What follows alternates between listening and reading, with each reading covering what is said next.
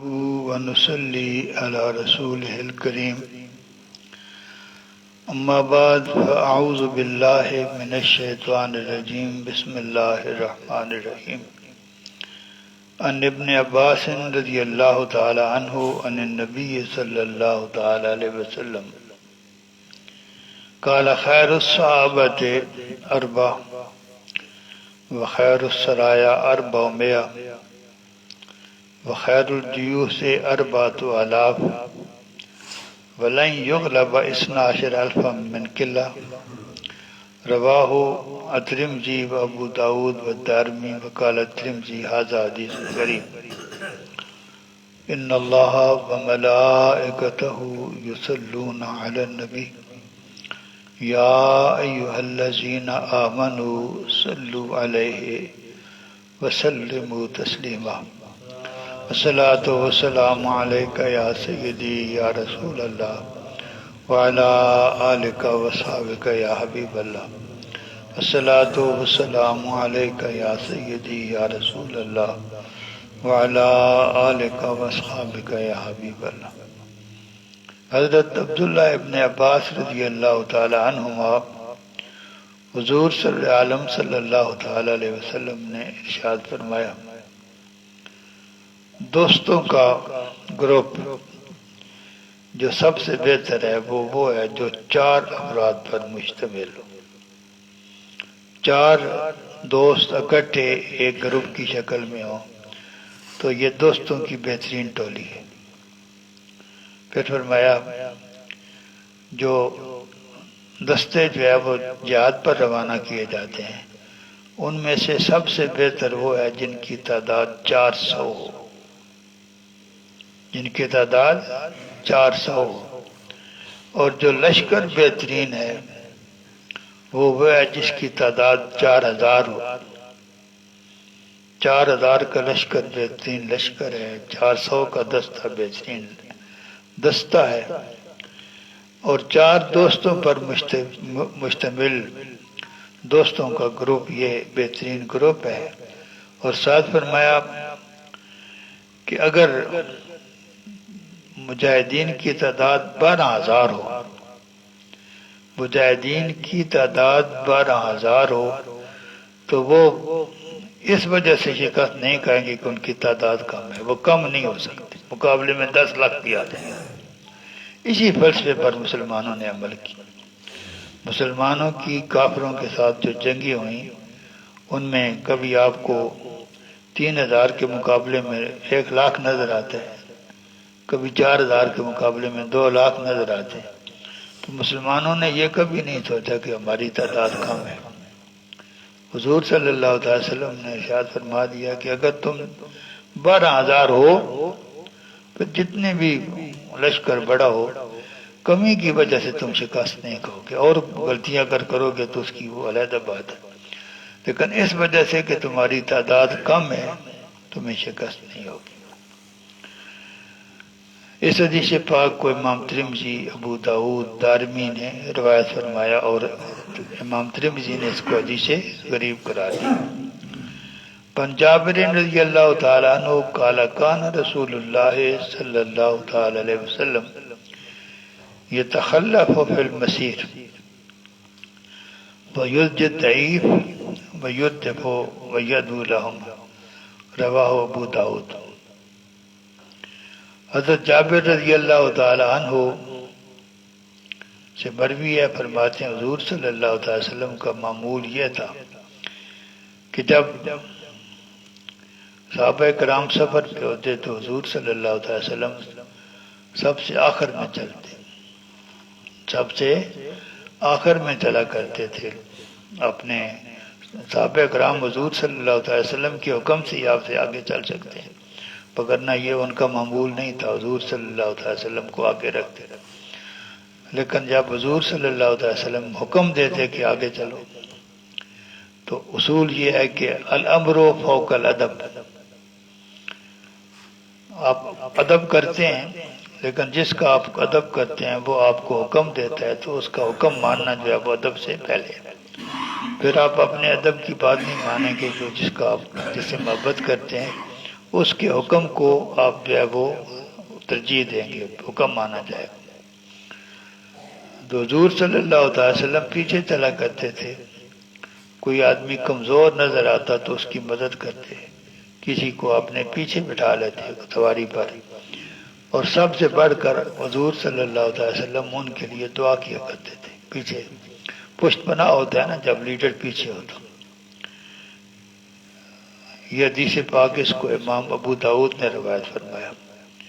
وعن ابی ثعلبۃ الخشنی رضی اللہ تعالی عنہ قال کان الناس اذا نزلوا منزلا تفرقوا في الشعاب والاودية فقال رسول الله صلى الله تعالى وسلم ان تفرقكم في هذه الشعاب والاودية انما ذلكم من الشيطان فلم ينزلوا بعد ذلك منزلا الا انضم بعضهم الى بعض حتى يقال لو بسط عليهم ثوب لعمهم رواه ابو داود۔ حضرت ابو ثعلبہ الخشنی رضی اللہ تعالی عنہ سے مروی ہے، فرماتے ہیں لوگ سفر کرتے ہوئے جب کہیں پڑاؤ کرتے ہیں تو پھیل جاتے، کوئی کسی کشی میں اتر جاتا، کوئی کہیں چلا جاتا۔ تو حضور صلی اللہ تعالی وسلم نے ارشاد فرمایا کہ تمہارا ان وادیوں میں اور ان گھاٹیوں میں پھیل جانا یہ ایسا کام ہے جو تم شیطان کے بہکاوے پہ کرتے ہو، یہ مناسب نہیں ہے، یہ کام تم سے شیطان کراتا ہے۔ جب حضور صلی اللہ علیہ وسلم نے یہ فرما دیا، دین ایسے ہی بنتا ہے کہ جب حکم آ جائے تو پھر اس کی تعبیر میں تاخیر نہ ہو۔ پہلے وہ اپنی طبیعت کے حساب سے کچھ کرتے تھے، جب حضور صلی اللہ علیہ وسلم نے یہ حکم فرما دیا کہ یہ تمہارا پھیل جانا یہ شیطان کے بہکاوے سے، تو اس کے بعد جب بھی صحابہ کرام کبھی اترتے ایک دوسرے کے قریب ہوتے، حتیٰ کہ یہ کہا جا سکتا تھا کہ اگر ایک ہی کپڑا ان کے اوپر پھیلا دیا جائے تو ان کو سب کو اپنی لپیٹ میں لے لیں۔ حضور صلی اللہ علیہ وسلم کے ارشاد سے پہلے طریقہ کار اور تھا، حضور صلی اللہ علیہ وسلم کے ارشاد کے بعد ان کا معمول فوری طور پر بدل گیا، اور جو کچھ حضور صلی اللہ علیہ وسلم نے فرمایا تھا اس کے مطابق کام کرنے لگے۔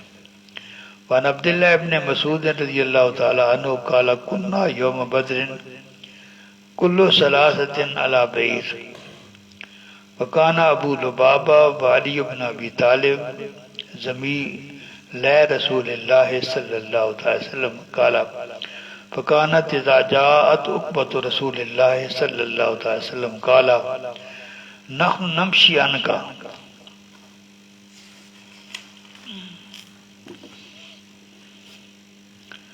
قال ما انتما باقوى منی وما انا باغنى عن الاجر منکما رواہ فی شرح سنہ۔ حضرت عبداللہ ابن مسعود رضی اللہ تعالی عنہ سے مروی فرماتے ہیں میدان بدر کے لیے جب ہم جا رہے تھے تو ایک ایک اونٹنی جو ہے وہ اس پہ 3 آدمی باری باری سوار ہوتے تھے۔ ایسے لشکر کو جو ہے نا وہ ترتیب دیا گیا کہ 3 آدمیوں کے حصے میں ایک ایک اونٹنی آئی اور ہم سفر کرتے ہوئے باری باری اس پر سوار ہوتے تھے۔ حضرت ابو لبابہ حضرت علی بن ابی طالب رضی اللہ تعالیٰ عنہ حضور صلی اللہ تعالی وسلم کے ساتھ شریک تھے۔ زمیل کا لفظ استعمال ہوا، آپ کے زمیل تھے، یعنی ایک ہی اونٹنی پہ سوار ہونے آپ کی باری باری تھی۔ تو جب حضور صلی اللہ علیہ وسلم کے پیدل چلنے کی باری آتی تو دوسرے دونوں حضرات عرض کرتے یا رسول اللہ آپ سوار رہے ہیں، ہم چلیں گے آپ کی جگہ پر۔ حضور صلی اللہ علیہ وسلم کو یعنی وہ گوارا نہیں کرتے تھے کہ وہ اونٹنی پر سوار ہوں اور حضور صلی اللہ علیہ وسلم پیدل چلے۔ تو حضور صلی اللہ علیہ وسلم نے ان کی اس درخواست کے جواب میں فرمایا نہ تو تم مجھ سے زیادہ طاقتور ہو اور نہ مجھے تم سے کم اجر کی ضرورت ہے، مجھے اجر کی ضرورت بھی کم نہیں ہے، تم مجھ سے زیادہ طاقتور بھی نہیں ہو، تو پھر میں کیوں نہ چلوں۔ میں اس لیے چلوں گا کہ میں چل بھی سکتا ہوں، اور اس لیے کہ مجھے چلنے سے ثواب ہوتا ہے، تو مجھے ثواب کی بھی ضرورت ہے۔ حضرت عمر فاروق رضی اللہ تعالی عنہ جب فلسطین تشریف لے گئے تھے تو ایک آپ کے ساتھ ایک خادم تھا، ایک اونٹنی تھی، اور سارے راستے پہ حضور صلی اللہ علیہ وسلم کا یہی سنت سامنے تھی نا، تو سارے راستے باری باری سوار ہوئے۔ جب وہاں پہنچے شہر میں تو حضرت ابوبکر صدیق، حضرت عمر فاروق رضی اللہ تعالیٰ عنہ کے چلنے کی باری تھی، تو خادم نے عرض کیا حضرت اب تو شہر آ گیا ہے، دشمنوں کے سامنے جانا ہے، اب یہ مناسب نہیں ہے کہ آپ امیر المومنین ہو کر پیدل چلے اور میں ایک عام آدمی ہو کر سواری پر سوار ہوں۔ تو حضرت عمر فاروق رضی اللہ تعالیٰ عنہ نے فرمایا کہ یہ ضروری ہے، اس لیے ضروری ہے کہ انصاف کا تقاضا یہ ہے، انصاف کا تقاضا یہ ہے کہ تمہاری باری ہے، تم سارے۔ تو جب وہ داخل ہوئے تھے بیت المقدس میں تو حضرت عمر فاروق نے مہار پکڑی ہوئی تھی، خادم اونٹنی پر سوار تھا۔ یہ ہے اسلام نے جو ضابطہ آپ کو دیا۔ اس حدیث پاک کو شرح سنت میں روایت کیا گیا۔ وآخر دعوانا ان الحمدللہ رب العالمین۔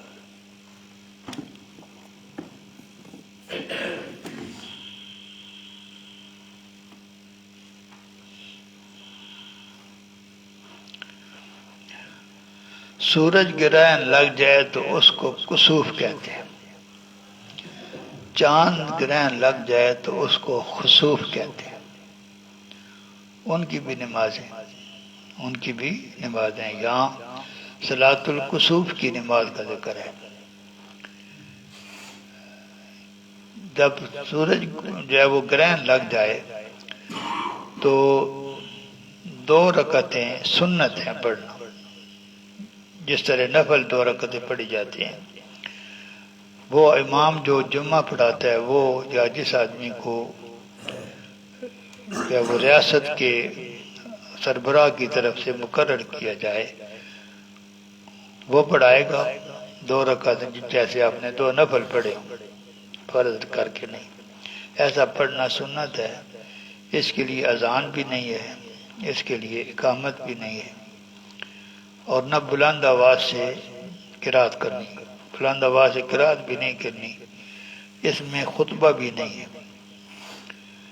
بلکہ صرف یہ آواز دی جائے گی الصلاۃ جامعۃ، نماز ہونے والی، یعنی سورج گرہن لگے گا تو اس کے لیے آپ نماز پڑھیں گے، اکٹھے ہوں گے۔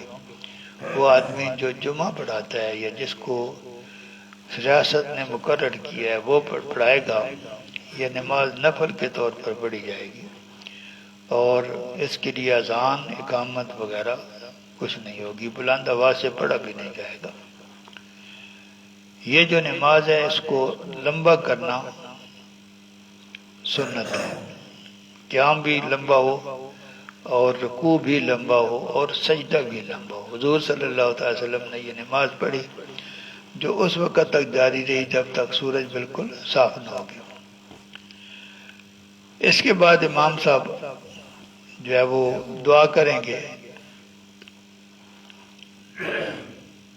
یہ جب دعا کریں گے تو طریقہ کیا ہوگا، امام صاحب بیٹھ کر قبلہ کی طرف رخ کر کے، یا بیٹھ کر قبلہ کی طرف رخ کریں اور یا کھڑے ہو کر لوگوں کی طرف رخ کریں۔ بیٹھ کر دعا مانگیں تو رخ قبلہ کی طرف ہو، کھڑے ہو کر دعا مانگیں تو رخ جو ہے وہ پبلک کی طرف ہے، بالکل رخ الٹا ہو جائے گا۔ اور یہ جو کھڑے ہو کر لوگوں کی طرف منہ کر کے دعا مانگنا یہ بہتر ہے، یہ بہتر ہے۔ اور جو حاضرین ہیں وہ امام کی دعا پر آمین کہیں گے، اور یہ کام اس وقت تک جاری رہے جب سورج کلیئر ہو جائے، جو ہے اس کا گرہن ختم ہو جائے۔ اور اگر ایسا امام جو جمعہ پڑھاتا ہے وہ بھی موجود نہ ہو، اور کوئی جو جس کو ریاست نے مقرر کیا ہے وہ بھی نہ ہو، تو تنہا لوگ نماز پڑھیں، تنہا لوگ نماز پڑھیں، نفل کر کے پڑھیں، یہی جب یعنی تنہا نماز پڑھنے کا حکم جو ہے یہ اس وقت بھی پڑھی جائے گی جب چاند کو گرہن لگاؤ. چاند کو گرہن لگاؤ تو لوگ اکٹھے ہو کر مسجد میں ہو جائیں، کسی جگہ اکٹھے ہو جائیں، اور سارے لوگ جو ہے وہ دو دو نفل ساتھ صلاۃ خصوف کہنے کے وہ پڑھیں. اسی طرح اگر بہت زیادہ اندھیرا چھا جائے، بہت زیادہ اندھیرا چھا جائے، دن کا وقت ہو، کبھی کبھی ایسا ہو جاتا ہے کہ آپ کو یہ محسوس نہیں ہوتا کہ دن کے دوپہر ہے یا رات کا آدھی رات ہے، اتنا اندھیرا ہو جاتا ہے. تو ایسی صورت میں بھی آپ کا دین آپ کو نماز کی طرف بلاتا ہے. ہر مشکل میں دین کے نزدیک ایک بہت بڑا حل آپ کی مشکلات کا نماز ہے. حضور صلی اللہ علیہ وسلم کا تو معمول ہی یہ تھا کہ جب بھی حضور صلی اللہ علیہ وسلم کو کوئی مشکل درپیش ہوتی تو آپ فوراً نماز شروع کر دیتے. اگر نماز کا وقت نہ ہو تو کچھ اوقات ہیں جن میں جو ہے وہ نماز نہیں پڑھی جا سکتی، کچھ وہ ہیں جن میں نوافل نہیں پڑھے جا سکتے. اگر ایسا وقت نہ ہوتا تو حضور صلی اللہ علیہ وسلم فوراً نماز کی طرف متوجہ ہوتے. اگر آندھی شدید ہو جائے، رات ہو یا دن، اس وقت بھی یہ صلاۃ خصوف کی طرح نماز پڑھی جائے، یعنی بغیر جماعت کے. اور کبھی کوئی بعض اوقات کوئی ایسی کیفیت پیدا ہو جاتی ہے، ہر طرف خوف و ہراس پھیل جاتا ہے. فضا کا لفظ قرآن حکیم نے اس وقت کے لیے استعمال کیا جب سور پھونکا جائے گا اور ہر طرف خوف ہی خوف ہوگا. تو دن کے وقت بعض اوقات دنیا میں بھی ایسے اوقات کوئی ایسی کیفیت آ جاتی ہے، جیسے اب اگر کوئی آدمی جو ہے وہ جائے ادھر غزہ میں جائے تو وہاں ہر وقت اب فضا کی کیفیت طاری رہتی ہے. اس قسم کی کیفیت کہیں بھی طاری ہو سکتی ہے.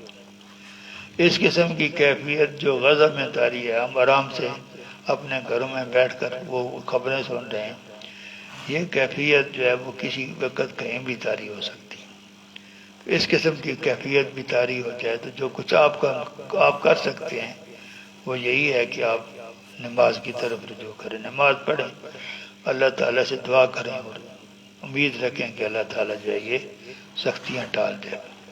واخر دعوانا ان الحمد للہ رب